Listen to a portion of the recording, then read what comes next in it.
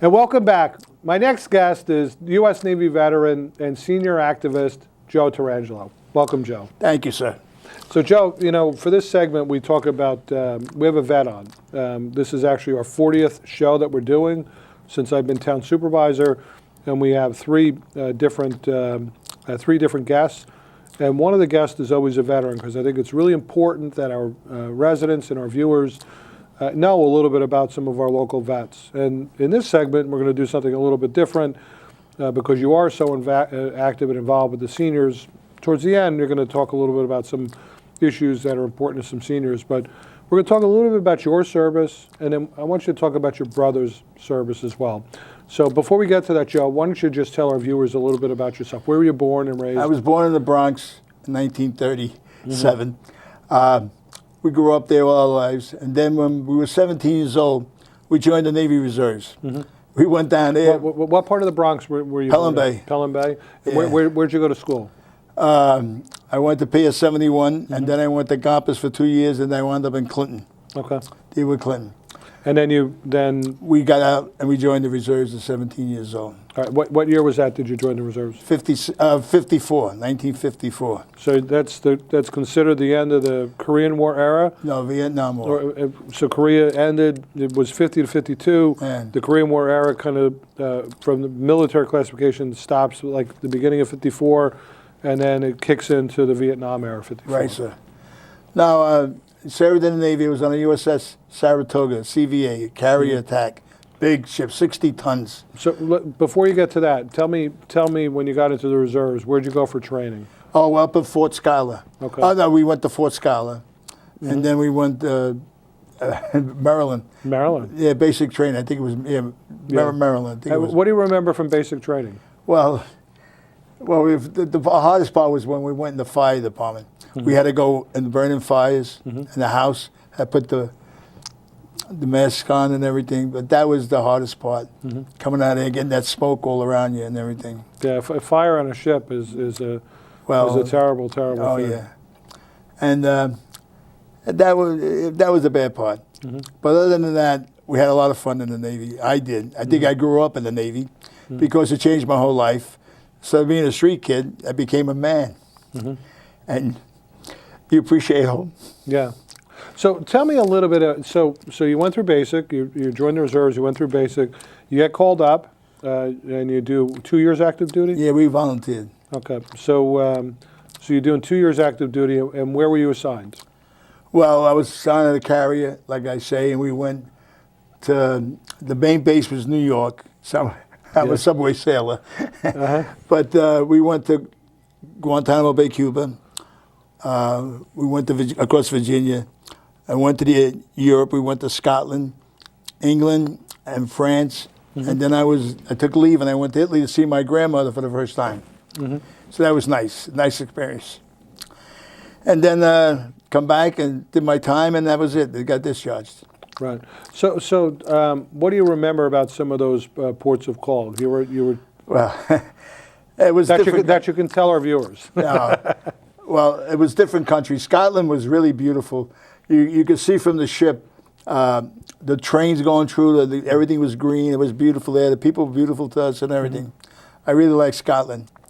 And then when I got to Italy, of course, saw my grandmother for the first time. Oh, really? Oh, yeah. What part of Italy? Well, they were in a small town of Potenza.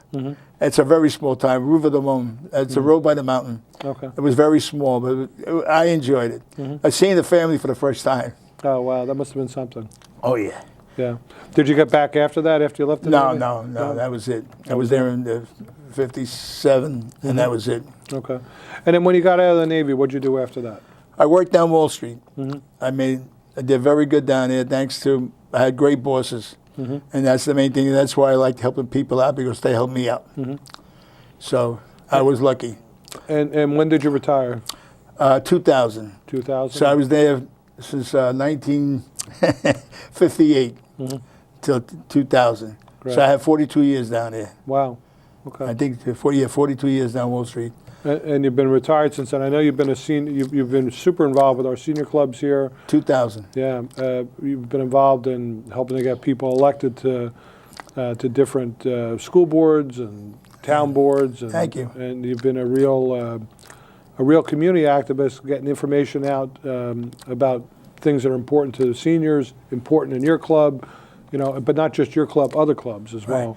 Well, I usually work on low income. Right. I help the seniors how to get their taxes cut. And a lot of them don't even know anything about it. Right. Now, I got the seniors, I'm 81 years old. They're 85, 86, who served in World War II, men and women.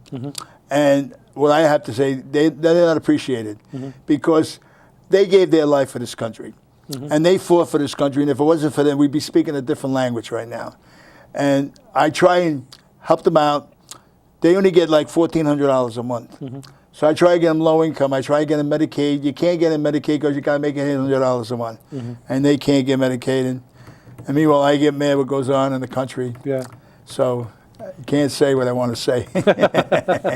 No, I understand. I mean, there seems to be a little bit of a paradigm shift that's kind of taking place with some of these, some of the funding priorities. Well, yeah, I mean, we spend $132 billion on people coming into this country, and the veterans don't get anything.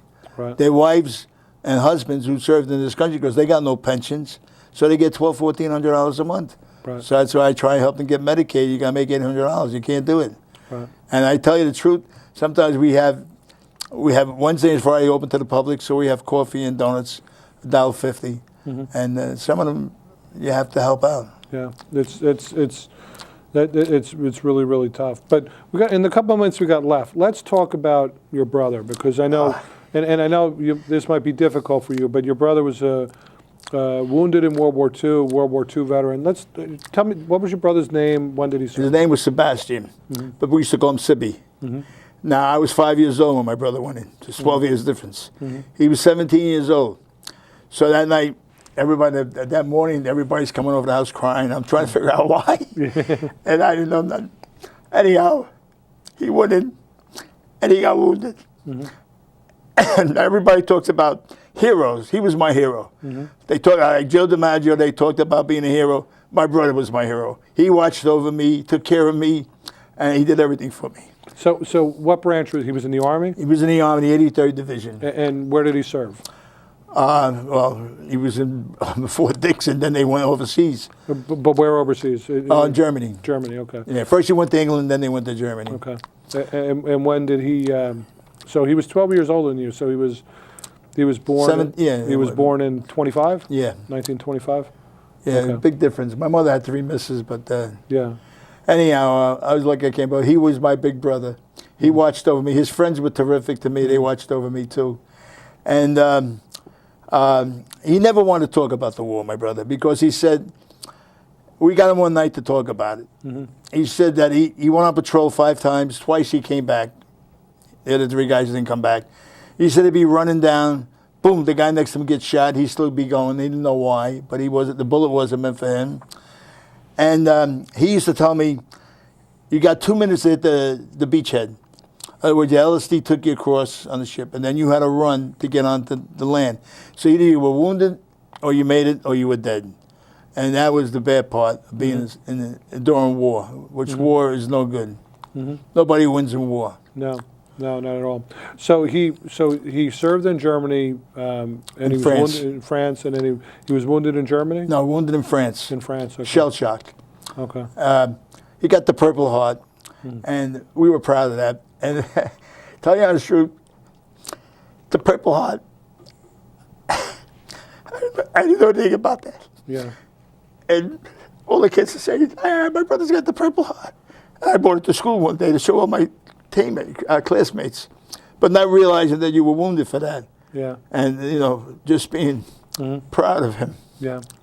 No, it definitely shows. And one of the things that we're really proud of is actually as we're taping this today in the end of the first week of February, we actually have a fairly famous mural artist from Israel who's actually doing a mural at the Hall of Heroes. I saw it. And he's pretty much the wall is almost done, and today and tomorrow he's going to finish up the overhead part, which is going to have a waving American flag, a rendering of the Purple Heart, and a rendering of the Congressional Medal of Honor, and that's in our Hall of Heroes, which honors our veterans, which obviously with the redo of Street School that we're very proud of. Phase 1 is complete. Phase 2 is underway. It will be done by May. So, but the Purple Heart is actually going to be displayed and painted, up on the wall at Street School. Well, I also want to thank you, George, for having the Memorial Day and Veterans Day. I think it brings all the people closer together. Mm-hmm. And I think that means a lot to realize what these people did for this country. Mm-hmm. So I want to thank you personally for that. No, well, thank you, Joe. I mean, I will tell you, Joe, that I'm very proud of what we've been doing since I became supervisor. We started the Veterans Day breakfast. We started the veterans banners up and down all of our Hamlet centers. Erica and Scott, who was in my office previously, Lauren, who's in my office now, and Erica, they run this program. The old saying, imitation is the most sincere form of flattery. Other towns have picked it up. Haverstra's picked it up. Orangetown has picked it up.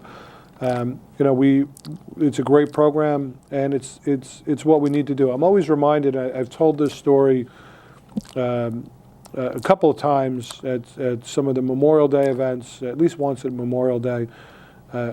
Years ago, I was at an event listening to the late Cardinal, Archbishop of New York, Cardinal O'Connor, who was a Navy chaplain, and he had served in wartime as a Navy chaplain. And he rose all the way through the ranks to become the chief of chaplains for the United States Armed Forces. So he was in charge of all chaplains of all denominations in the military. And so the Cardinal was an old Navy man, and so Frank, straight talk, and he told the story of actually being called out to Andrews Air Force Base, and at the time. For a detail that was coming in, and it was cold, and he wasn't feeling all that great. He had a cold or something, and it was like a cold, sleety rain that was coming down. And as he described it, they were taking caskets off the back of the plane and escorting him to waiting hearses. And it was quickly assembled detail that was there, and so one of the guys was doing it, and he was wearing no overcoat and short sleeves. He rushed out to be part of this detail, and he's standing there for half hour, 40 minutes going through this ceremony, and the Cardinal was looking at him, thinking, God, that guy must be freezing. It's like short sleeves. So he goes up to him afterwards, and he says, thank you for being here, thank you for doing this. And the guy turned to the Cardinal, and the Cardinal said he never forgot it. I mean, when I heard this story from the Cardinal, it was 30 years after the fact, and he said he never forgot what the guy told him. He said, don't thank me, and he pointed over to the caskets. He said, thank them. That's right. This is the least we can do. This is the least that they deserve. So in a very real sense, that's all we're doing here in Clarkstown. The Veterans Breakfast, the banners, having vets on this program. I appreciate that. It's the least we can do, and the more vets that have had that have been on this program now, unfortunately, a number of them are passing away. No, we know. Like this past, last month, or within the last 2 months, Frankie Morea. He was like a legend here. The guy spent 4 years in the Pacific. He died at 105. Had a wonderful life. He was driving up until a couple of months before he passed away. But and he only had a couple of months where he wasn't in good health, which was really a remarkable thing. But think of someone like that who, such as yourself, you gave 2 years of service. This is a guy who he was actually 5 years in the Navy, right. 4 years over in the Pacific, and in combat for most of that time. So just a remarkable way to give back to our country. We can never repay that debt for those men. No, never could. That's why I say it's so important that the veterans are taken care of. Right. And besides, I was an altar boy on the ship too. Were you? Yeah. Oh yeah. Served mass over there, and then but never met Connell. Yeah. But I think the Navy straightened me out, helped me out a lot, made me grow up. Mm-hmm. So, and Joe, you were an electrician in the Navy, right? Yeah. Electrician in the Navy. first time I got in there, I changed light bulbs. And then I learned how to read grounds, and then I learned how to, what do you call it? I can't even think of it now. How to run the ship, start the shit up, Right. the ship to put the lights on and everything. Yeah. I learned a lot. And I really appreciate the Navy for that, helping me out. Now, the Saratoga was your ship. Was that the Saratoga from World War II? Or No, the new one. replacement, the new one? This was a CVA 60. Okay. And it was 60 tons. It's hard to believe that thing could stay in the water. Yeah, yeah. But that thing, you didn't even know you were on it. You're just going straight. You hit storms.